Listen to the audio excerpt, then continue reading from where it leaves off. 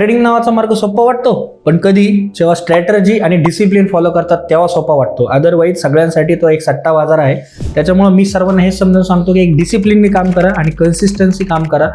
नुसत्याच मोठ्या मोठ्या गोष्टी लोक मार्केटमध्ये यायला जातात, 4,000 पॉईंट 5,000 पॉईंट एका ट्रेडमध्ये घ्यायला जातात आणि मार्केटमध्ये नुकसान करून बसतात.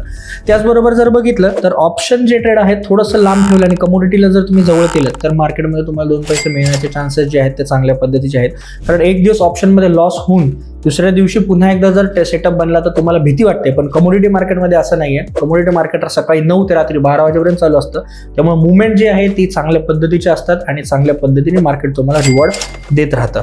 त्यामुळे माझं एकच म्हणणं असतं सर्वांना, मी जेव्हा सुरुवातीला सगळ्यांना सांगतो की तुम्ही 6 महिने फक्त एका गोष्टीला द्या आणि 6 महिने तुम्ही प्रॉफिटेबल जरी नसाल तरी काही प्रॉब्लेम नाही, पण तुमचं कॅपिटल सेफ राहिलं पाहिजे. कारण कॅपिटल सेफ असेल तर मार्केटमध्ये टिकू शकता. लोक काय करतात, 4-5 दिवसाचा कुठेतरी क्लास करतात, कुठला तरी सॉफ्टवेअर इंडिकेटर विकत घेतात, त्याच्याप्रमाणे ट्रेड करतात आणि कॅपिटल साफ करतात. कुणालाही विचारलं तरी लोक हे सांगतात की मार्केट आहे काय, मला जमलंच नाही, काहीच नाही. पण तुम्ही डिसिप्लिन, योग्य स्ट्रॅटर्जी, कुठलं इंडिकेटर आणि सॉफ्टवेअर लागत नाही मार्केटला, कारण हे सगळे बिझनेसेस आहेत.